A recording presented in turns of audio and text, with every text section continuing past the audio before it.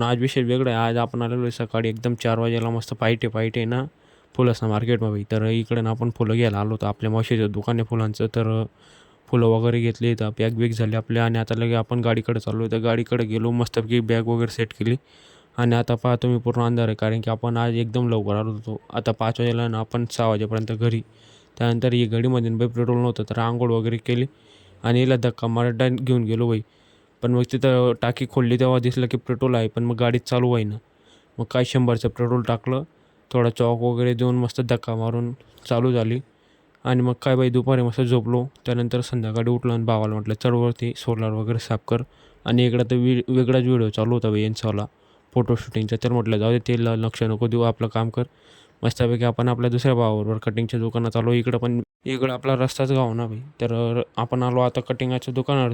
तर इथं नाही वेगळाच विषय चालू आहे बाई, कारण की नाही इथला ना हिला ना प्रमाणपत्र भेटलं बाई, त्याच्या जोरावर तो एकदम पैसे छापतोय. चला आता वेगळा विषय करतो आपण. सबस्क्रायबर वाढून द्या बाई आपले 1000. आणि आता भेटू पुढच्या ब्लॉगमध्ये. जय श्री महाकाल. बाय.